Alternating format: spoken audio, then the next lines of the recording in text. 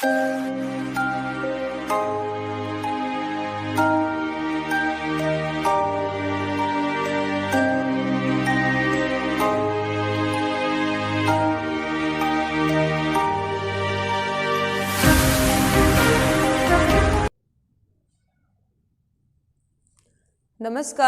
AVM की online classes में तो आज अपन बात कर रहे हैं कक्षा 10वीं की। तो 10th क्लास अपना सिलेबस कंटिन्यू ऑनलाइन क्लासेस के माध्यम से आपके पास आ रहा है। सिलेबस कंटिन्यू चल रहा है अपना।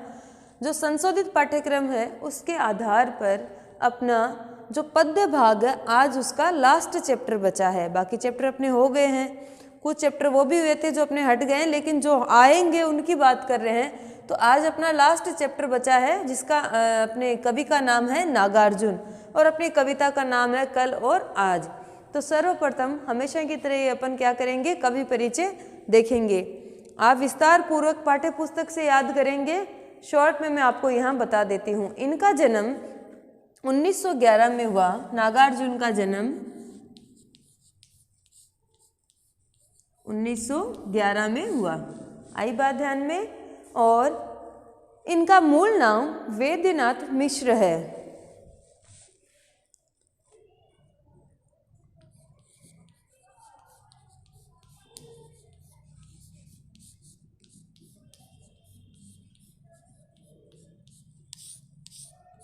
ठीक है ना। नागार्जुन नाम का तो इनका ये उपनाम है, इनको उपाधि प्राप्त हुई है और मैथिली में इनको यात्री के नाम से क्या है पुकारा जाता है। आई ना बात ध्यान में कि नागार्जुन जो आपके कवि है इनका जन्म 1911 में हुआ और इनका मूल नाम वैद्यनाथ मिश्र है। ठीक है ना, मूल नाम है इनका, ये ध्यान में रहेगा ना। और हिंदी साहित्य में इनको नागार्जुन कहते हैं और मैथिली में इनको क्या है यात्री के नाम से पुकारा जाता है। इनके उपनाम क्या है, इनको उपाधि दी गई है। इनका जन्म बिहार राज्य के जो दरभंगा जिला है उसके सतलखा गांव में हुआ था, है ना। सतलखा गांव,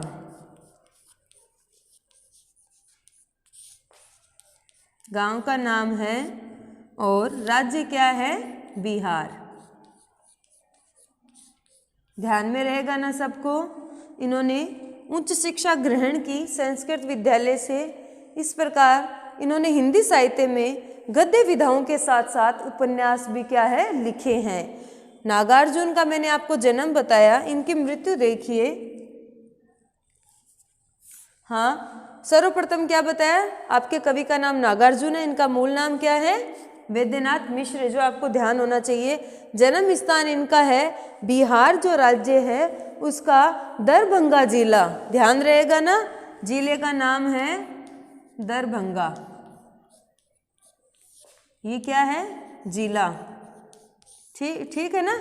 और गांव क्या है सतलखा और बिहार स्टेट में इनका क्या है जन्म हुआ था। इन्होंने हिंदी साहित्य में इनको नागार्जुन और मैथिली में क्या है यात्री का उपनाम दिया गया है। यात्री भी इनका क्या है उपनाम है, ध्यान रखना, आपको ध्यान रहेगा ना। फिर देखिए नागार्जुन ने कविता के साथ साथ उपन्यास और अन्य गद्य विधाओं में भी इन्होंने क्या है कार्य किया है और उनका संपूर्ण कृतित्व है नागार्जुन जो कविता रचनावली है उसके 7 खंडों में क्या है प्रकाशित हुआ है। नागार्जुन की जो रचनावली है वो किसमें कितने खंडों में 7 खंडों में है। ठीक है ना, इसके 7 खंड है इनके, ये भी ध्यान रखना। फिर देखिए इनको उन्होंने हिंदी अकादमी, दिल्ली का शिखर सम्मान, उत्तर प्रदेश में भारत भारती पुरस्कार तथा बिहार में राजेंद्र प्रसाद पुरस्कार भी इनको क्या है प्राप्त हुआ है। और इन्होंने अनेक रचनाओं पे अपनी रचना लिखी है। तो रचना जो इनकी रचनाएं हैं कृतियां वो विस्तार पूर्वक अपने इनकी पाठ्य पुस्तक से क्या है पढ़ेंगे। ठीक है ना। और इनकी मृत्यु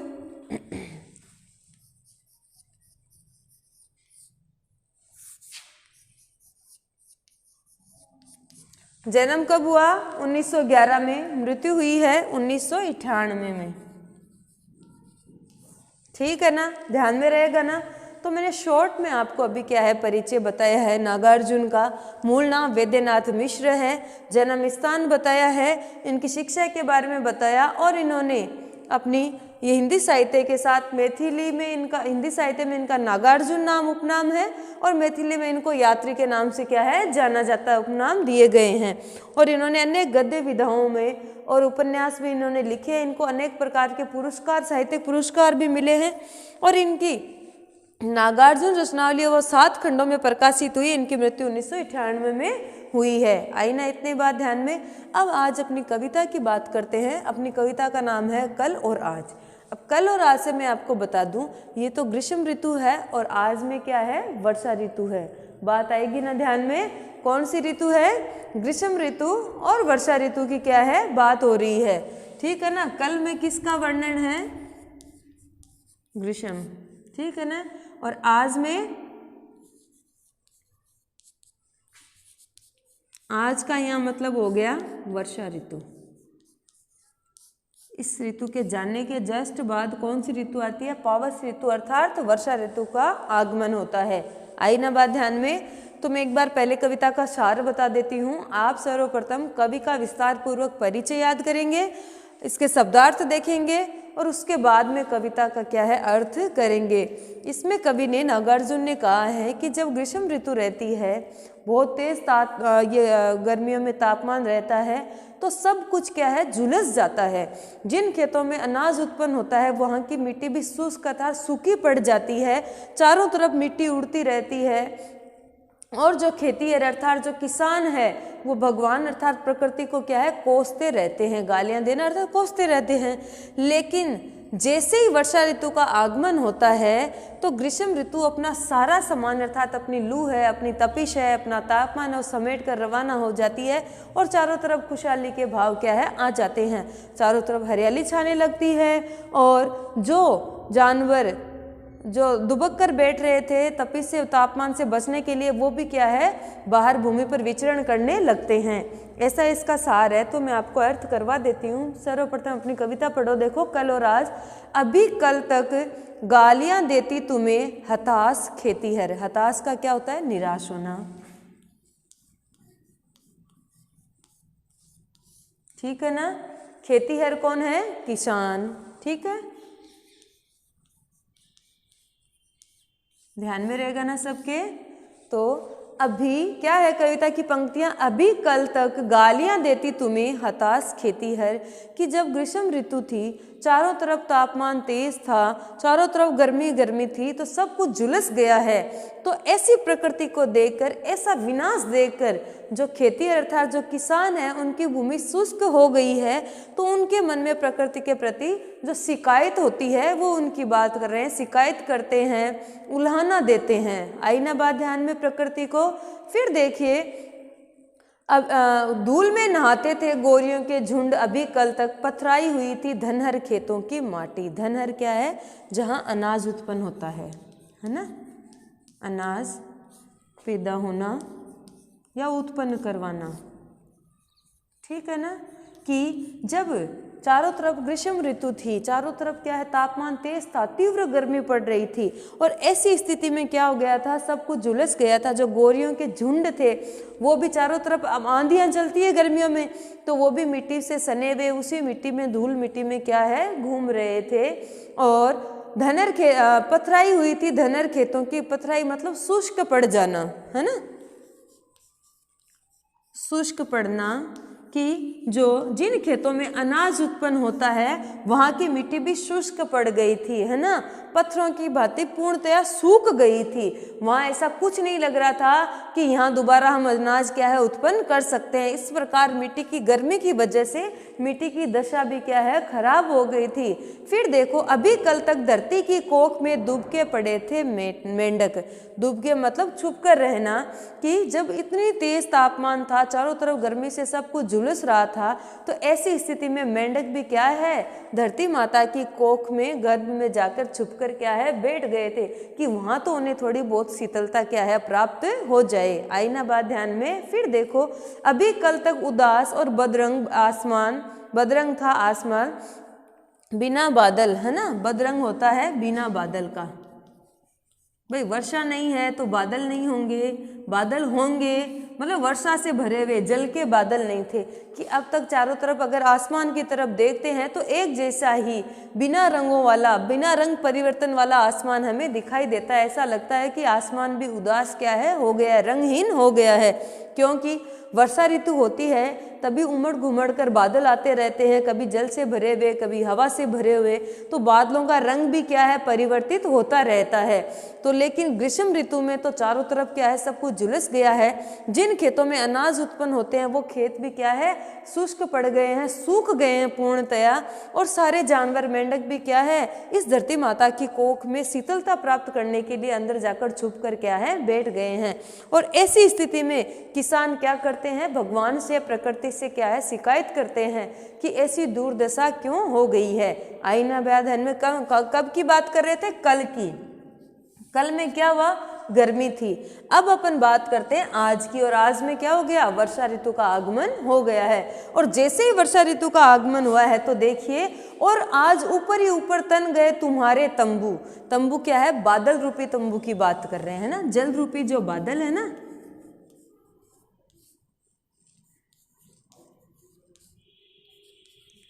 जल के बादल है ना, कि जैसे ही वर्षा ऋतु का आगमन हुआ तो पूरे आकाश में जल से भरे हुए बादलों ने अपने तंबू क्या है, तान दिए, अर्थात रंग बिरंगे बादल उमड़ घुमड़ कर घटाएं चारों तरफ क्या है, छा गई है। आ गई ना बात ध्यान में, कि जैसे ही वर्षा ऋतु का आगमन होता है तो घोर घटाएं छाने लगती है, बादल उमड़ते रहते हैं, और कभी भी बारिश की बौछारें आनी शुरू हो जाती है। तो ऐसे ही जैसे ही कल तक तो भीषण गर्मी थी, और जैसे ही आज हुआ और पावस ऋतु अर्थात वर्षा ऋतु का आगमन हुआ तो चारों तरफ काली घटाएं छाकर घटा रूपी बादलों ने अपने तंबू क्या है, तान दिए हैं। आई बात ध्यान में।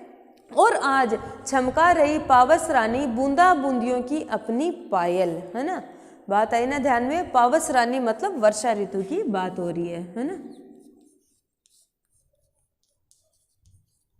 कि जब बादलों ने, काली घटाओं ने अपने तंबू तान दिए हैं, तो जो वर्षा रूपी जो नारी है वो क्या कर रही है, अपने जो पायल से घुंघरू अर्थात वर्षा ने अपने बौछारें शुरू कर दी है, बूंदाबांदी शुरू करती है। तो ऐसा प्रतीत हो रहा है कि वर्षा रूपी जो नारी है, जो स्त्री है, सुंदर स्त्री, वो अपने पैरों से पायल के घुंघरू क्या है, छन छना रही है, बजा रही है। अर्थात क्या हो गया है, चारों तरफ काली घटाएं छा गई है और बादलों ने छमाछम की वर्षा क्या है, शुरू कर दी है, बूंदाबांदी शुरू हो गई है। तो ऐसे में ऐसा प्रतीत हो रहा है कि इस वर्षा ऋतु में क्या हो रहा है, जो वर्षा रूपी नारी है वो अपने बादलों की क्या है, छनछनाहट सबको सुनाई दे रही है, अर्थात जो बूंदाबांदी हो रही है उसकी यहाँ बात हो रही है। आई ना बात ध्यान में। और आज चालू हो गई झिंगोरों की सहनाई अविराम, है ना। अविराम क्या होता है, लगातार। ध्यान में है ना सबको, झिंगुर जानवर है ना, वर्षा ऋतु में सुनते हैं ना, तरह तरह की आवाजें आती रहती है ना। यहाँ कसारी की बात हो रही है कि झिंगुर भी अपनी मीठी वाणी में निरंतर लगातार क्या है, बिना रुके वे वर्षा ऋतु के आगमन का स्वागत कर रहे हैं और अपनी मीठी वाणी सबको क्या है, सुना रहे हैं। चारों तरफ से ऐसी आवाजें अर्थात सहनाई रूपी जानवरों की आवाजें सहनाई रूप में क्या है, बजने लगी है। सब तरफ क्या है, खुशहाल का मौसम हो गया, चारों तरफ हरियाली छा गई है। फिर देखो, और आज जोरों से कूक पड़े नाचते थिरकते मोर है। आई बात ध्यान में कि थिरकना मतलब नाचना शुरू कर दिया है, नृत्य करना क्या है, शुरू कर दिया है। किसने, मोरों ने, है ना। आई ना बात ध्यान में। क्या कहा इन्होंने कि जैसे ही वर्षा ऋतु का आगमन हुआ तो क्या हुआ, मोर भी क्या है, मीठे स्वर में कूकने लगे हैं, बोलने लगे हैं और नाचने क्या है, लगे हैं। फिर देखिए, और आज आ गई वापस जान धूप की झुलसी हुई सिराओं के अंदर, है ना। सिराएं क्या है, जब क्या है, भीषण गर्मी थी, ग्रीष्म ऋतु में चारों सबको झुलसा देती है, तो धूप की तो क्या है, धूप भी पूर्णतः क्या सूख गई थी, तो उनकी सिराओं में अर्थात शिखरों में भी वापस क्या है, आज जान आ गई, अर्थात वो वापस हरी क्या है, हो गई है। आई ना बात ध्यान में। फिर देखिए, और आज विदा हुआ चुपचाप ग्रीष्म समेट कर अपने लाव लश्कर क्या है, अपना सामान। क्या क्या सामान था, लू चलती है गर्मियों में, तेज तापमान रहता है, चारों तरफ आंधी आती रहती है, लेकिन जैसे ही वर्षा ऋतु का आगमन हुआ तो सब में तो जान आ गई, क्या हो गया, और आज विदा हुआ चुपचाप ग्रीष्म, और वर्षा ऋतु के आगमन होते ही जो ग्रीष्म ऋतु थी, जो गर्मी थी, जो तेज ताप तपिश थी, वो सब क्या है अपना सामान अर्थात सब कुछ अपना समेट कर रवाना क्या है हो गई है। अब लोगों को सुख का अनुभव होने लगा है। किसान भी क्या है उसके चेहरे पे भी मुस्कान तेर आई है, क्योंकि थोड़े दिनों में उसके खेतों में फसल क्या है लहलाने लगेगी। आई ना बात ध्यान में, यहाँ 2 ही दिनों की बात हुई थी। देखो एक तो कल था और एक आज था, लेकिन कल और आज में कितना परिवर्तन है। कल में क्या ऋतु पढ़ी अपन ने, ग्रीष्म ऋतु पढ़ी थी कि ग्रीष्म ऋतु में कैसा तापमान रहता है और कैसे लोग परेशान रहते हैं, कितना झेलना पड़ता है। लेकिन जैसे ही कल पूर्ण हुआ अर्थात ग्रीष्म ऋतु के जाने का समय आया और वर्षा ऋतु का आगमन हुआ, पावस ऋतु का, तो सबका जीवन क्या है परिवर्तन हो गया है। चारों तरफ हरियाली छा गई, सभी जानवर भी प्रसन्नता पूर्वक क्या है अपनी मीठी वाणी में बोलने लगे हैं, पूरी भूमि पर विचरण करने लगे हैं, और किसानों के मन में भी जो प्रकृति और ईश्वर के प्रति जो भी शिकायत थी वो भी क्या है दूर हो गई है, और उनके चेहरे भी मुस्कुराहट से क्या है भर गए हैं कि चारों तरफ क्या है वर्षा ऋतु आते ही वो हल जोतेंगे, और जो अनाज उत्पन्न वाले खेत थे जहाँ की भूमि शुष्क हो गई थी वो पूर्णतया अब क्या है भाई उनके खेत लहलाने के लिए तैयार हो गए हैं। इस प्रकार अपन ने आज जो चैप्टर पढ़ा उसका नाम क्या है कविता का, कल और आज। और आपके कवि कौन है, नागार्जुन, जिनका जन्म 1911 में हुआ है। इनके 2 उपनाम है, मूल नाम इनका वैद्यनाथ मिश्र है, 2 उपनाम है। हिंदी साहित्य में इनको नागार्जुन और मैथिली में इनको यात्री उपनाम क्या है दिया गया है। आईना बात ध्यान में। और इन्होंने अनेक रचनाएं लिखी है, लेकिन इनकी जो नागार्जुन की जो ये रचना है वो 7 खंड में विभक्त की गई, प्रकाशित हुई है। और एक बात, इनका जन्म जो बिहार जो राज्य है उसके दरभंगा जिले के सतलखा गांव में हुआ था। इनकी मृत्यु 1998 में हुई, और विस्तार पूर्वक हम अपनी पाठ्य पुस्तक से क्या है पढ़ेंगे। और इन्होंने हिंदी साहित्य में अनेक गद्य विधाओं के साथ साथ उपन्यास भी क्या है लिखे हैं। इस प्रकार नागार्जुन का परिचय विस्तार पूर्वक याद करेंगे। 2 नंबर का क्वेश्चन आता है लेखक और कवि परिचय। इसके साथ में आपको ये और बता दूं कि जो संशोधित पाठ्यक्रम है उसके आधार पर आज अपना ये लास्ट चैप्टर है जो कि अपना सिलेबस पद्य भाग का क्या है पूर्ण हो जाएगा। और इस चैप्टर का एक वीडियोज और बनेगा जो नेक्स्ट वीडियो में मैं वही ये चैप्टर आपको कंप्लीट करवा दूंगी। लेकिन सिलेबस यहाँ क्या है अपना पूर्ण हो रहा है, ग्रामर आपको पूर्णतः करवाई हुई है, तो हम ठीक प्रकार से चैप्टर का शब्दार्थ के साथ अध्ययन करेंगे, और जो भी आपको डाउट लगता है तो आप अपना क्लियर करेंगे। इस प्रकार आज नागार्जुन का परिचय और कल और आज कविता के शब्दार्थ देखते हुए 2 ऋतुओं का अपन ने खूब ऋतुएं पढ़ी है, अच्छा भी लगता है, इंटरेस्टिंग भी है, तो इजी वे में आपको समझ में आ जाएगा। तो दोनों ऋतुओं का वर्णन क्या है कल और आज में डिफरेंस करते हुए दोनों ऋतुओं का वर्णन पढ़ेंगे। धन्यवाद।